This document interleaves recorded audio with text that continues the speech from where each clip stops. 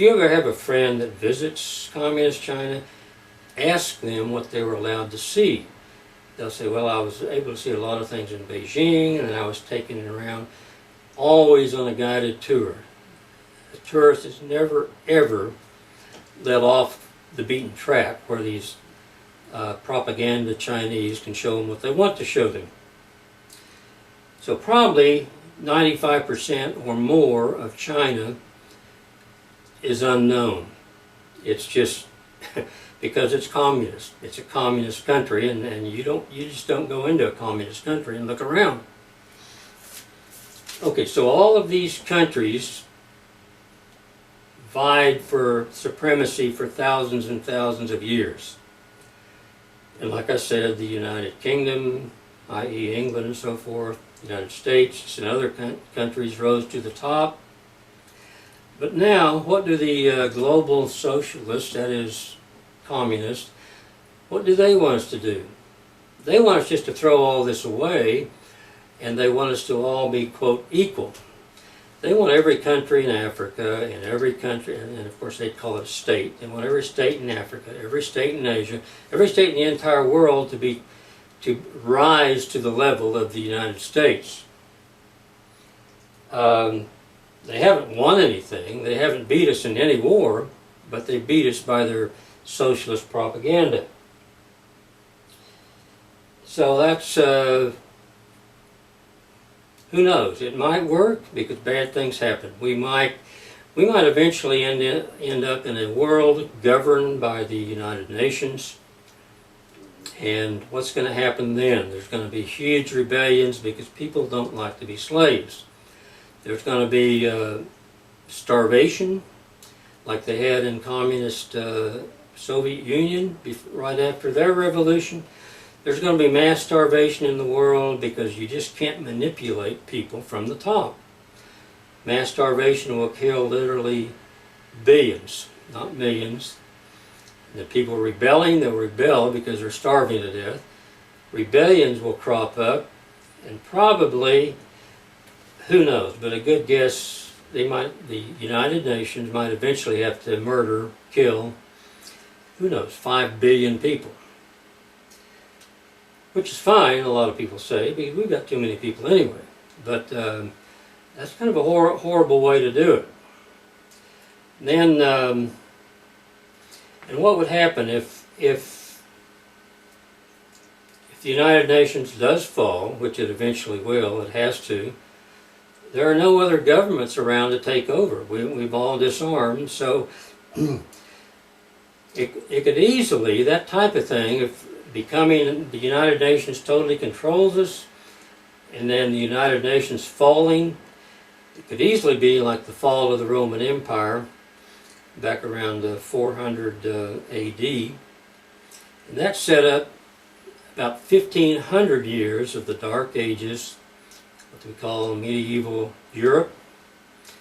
And we could easily have in our world 1,500 years of darkness, you know, when the United Nations falls, which they eventually will. That might be 30 or 40 or 50 years down the road, but that's probably what we're headed for if we allow these socialist communists to take over. And right now they're pretty much in charge of the world. Trump is about the only head of state resisting. So why do you think the United Nations hates Trump? Why do you think all the socialists, the globalists, all the big people in the world hate Trump? Because he's in favor of the United States being a strong country. And he's seen for many, many years that China basically is screwing everybody. They're getting the best deal of all the treaties, and Trump has seen that, and he's going to put a stop to it, we hope. If he doesn't, who knows? Like I said, the bad guys might win. They might impeach him on fake charges, but at least he's one, you know, stone in the dam. He's, you know, like the little Dutch boy putting in his thumb. He's doing the best he can. So these various, what they call states, the United Nations, but these various countries are slowly falling. And we say, well, the United Nations, there's no way it can take over the world. Well, if you pay attention, they've already taken over all of Africa. People say, well, Africa has independent countries. No, they don't. Any legal dispute, at least in sub-Sahara Africa, which hundreds of countries down there, any legal dispute might be judged by that individual country, and the UN will call it a state. But then on appeal, it's the UN courts that will decide what happens. So Africa has already fallen to global socialism, global communism, and the people of the world are just licking their chops waiting for us to fall.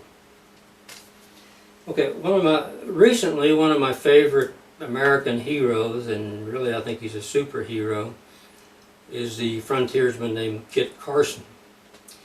As a child, I would see the books about him and I would read things about him, but I didn't really understand what was going on until I read his autobiography, which is only a couple of 100 pages long, and everyone should read that. Definitely every American should read that.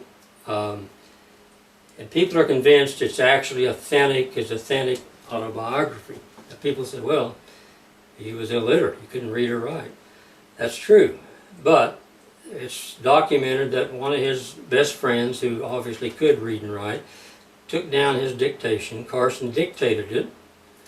And this was even before he had done a lot of his great deeds, but I think it came out maybe in the he finished it maybe in the early 1850s, maybe late 1840s. And it shows what a sterling man of character and integrity he is. Anyone would trust Kit Carson's word. He was famous, very famous in his own lifetime. He's the one who found how to get through the wilderness for Fremont, the great John Fremont, who mapped a great part of our West. Well, he mapped it because Carson was there first, and Carson showed him where things were. But Carson, like I say, was an astounding American, and hopefully you'll read it, you'll get your children, grandchildren to read it, his autobiography. Now there are definitely other things written that are probably close to 100% accurate. Someone took the autobiography and expanded it into maybe 6 volumes with other incidents, and that's probably very accurate too.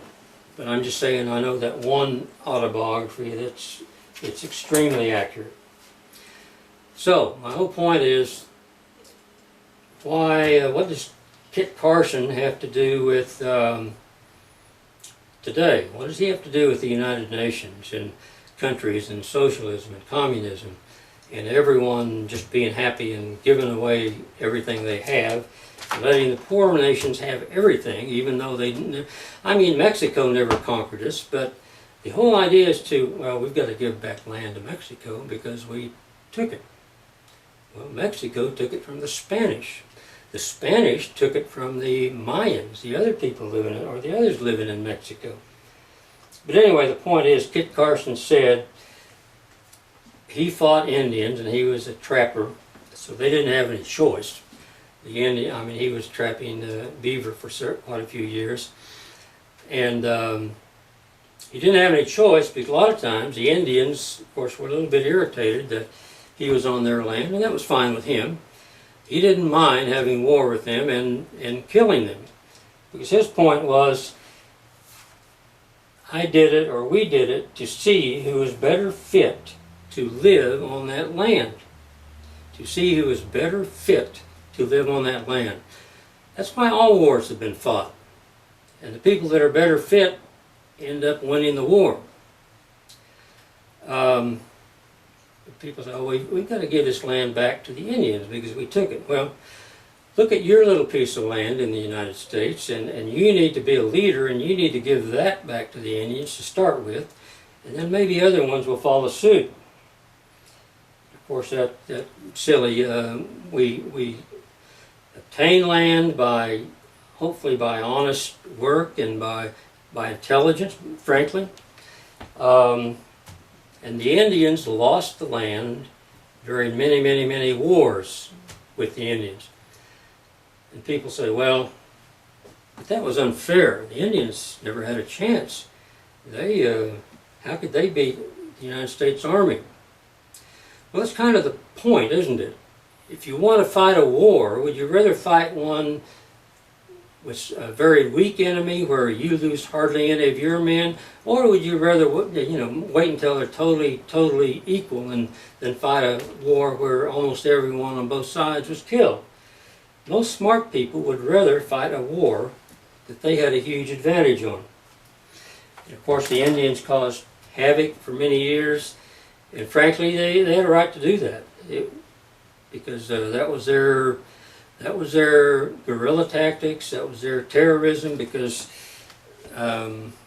they scalp people and so forth because it was originally their land. So I can certainly see that. Then I can also see the U.S. Army going in and wiping out entire villages because you've had at a certain time you have enough of that. So anyway, like I say, that quote of Kit Carson really struck home. So we are here, we are in the United States of America, and we, quote, own this country because we have fought the British, we have fought the French, we have fought the Spanish, we have fought the Mexicans, and we have prevailed. Like Kit Carson says, we fought to see who was better fit to live on this land. And at this point, we are. And certainly, sometime in the future, some country might defeat us. But it would be really, really sad if an annoying socialist communist organization like the United Nations defeated us in an underhanded way. In other words, us willingly giving away our country. That would really be sad, but Americans are easily led, easily duped, so that might happen. Thank you for listening, and I'll tell you down below, you can like this or whatever you do, I don't know, but please subscribe to this channel, and please forward at least this episode and any others you like to a friend, or to all your friends. Thank you.